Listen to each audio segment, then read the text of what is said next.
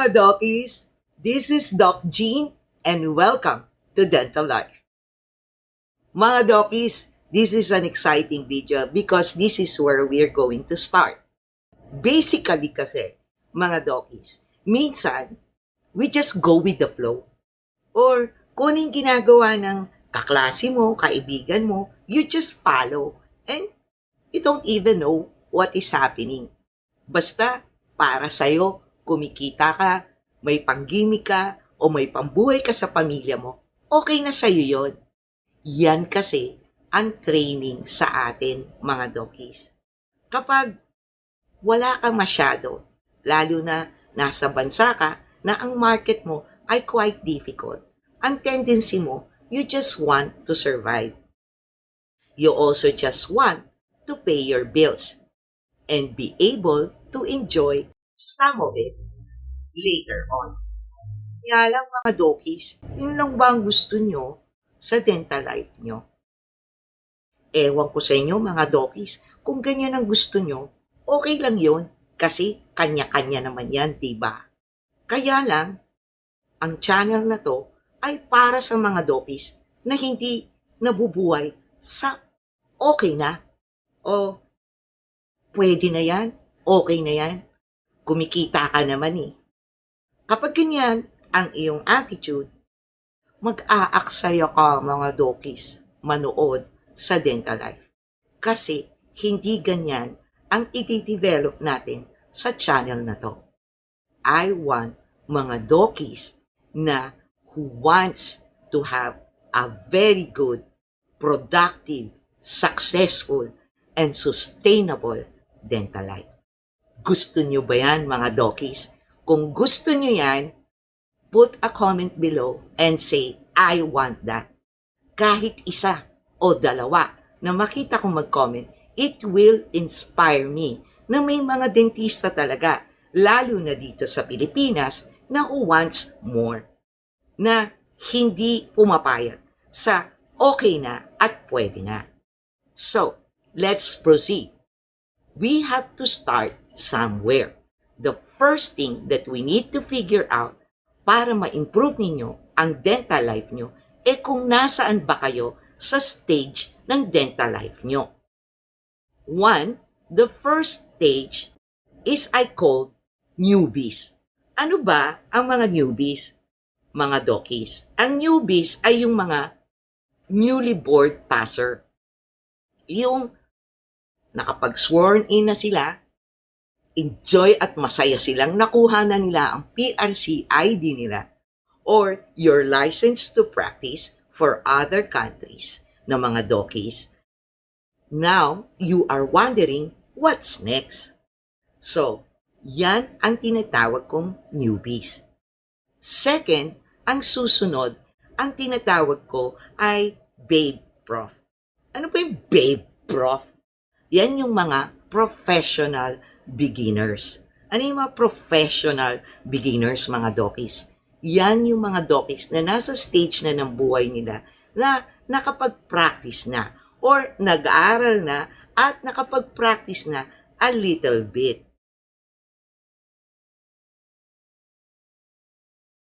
Ayan mga Dockies, nagtatrabaho ka na sa dental life mo o sa dental practice mo professionally. And there are things that are happening in your personal life.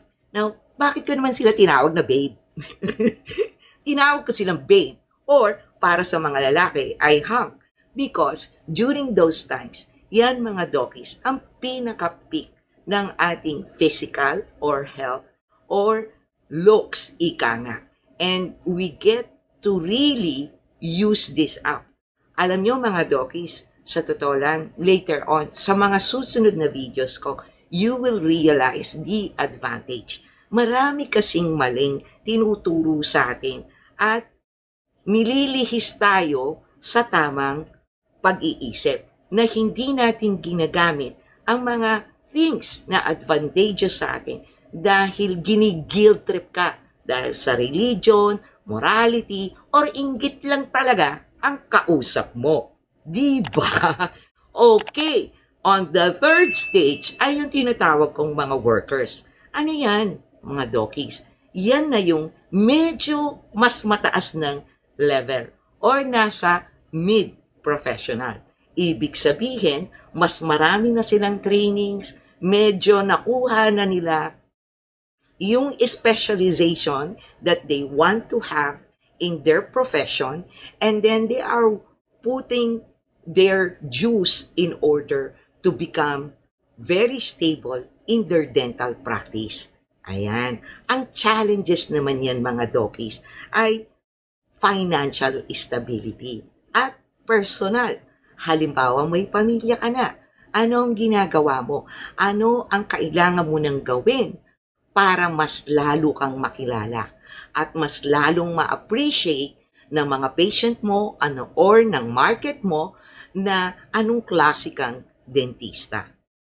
The fourth stage, mga dokis, ay yung tinatawag kong stud o kaya naman beauties. Bakit mga dokis? Stud sa lalaki kasi medyo may pera na yan sa bangko. At medyo nai-stabilize mo na ang clinic mo.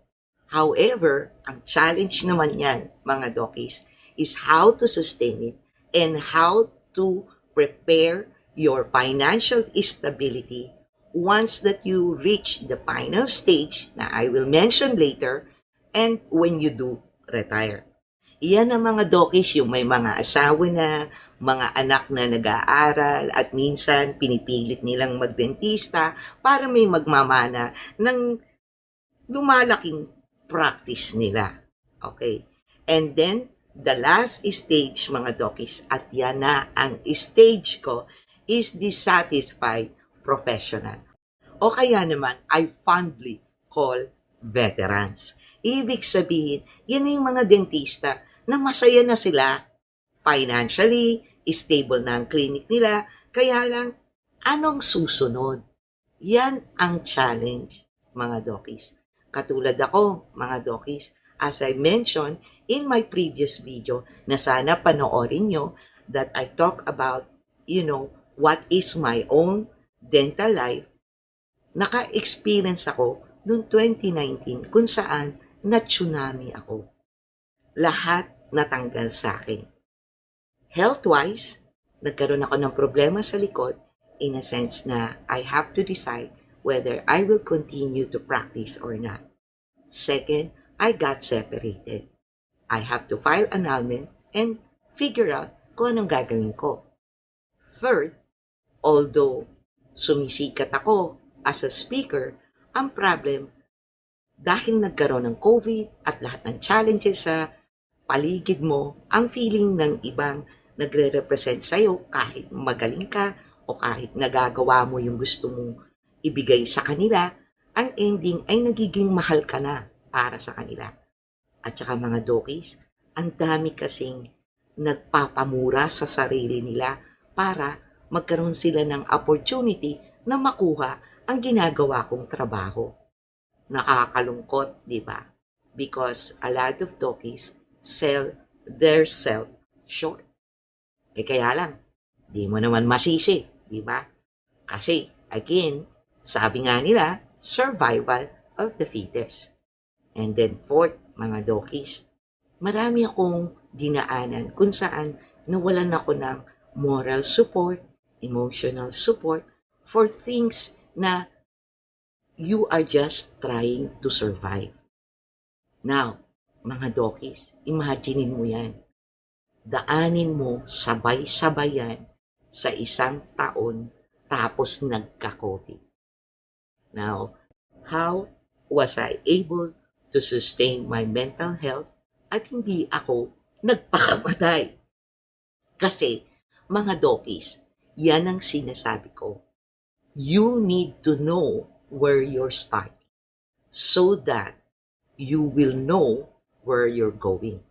Yan ang dahilan why I mentioned to you the 5 stages. Now, I remember mga dokis that I love watching channels that provides inspiration. Mga stories. At isa sa stories na nagustuhan ko ay yung story ni Moira wherein At the time when before she became very famous as a singer, she went through a very depressing moment of her life to the point that she wants to kill herself. But you know, Dokis, alam mo, anong nakasave sa kanya? She has one of the T in SMART, which is the talent for writing songs. And she was able to write songs that made her very popular. Plus, she has the talent to really sing well and connect with her audience. Kumbaga sabi nga nila, hugot song siya. Kasi she went through with that.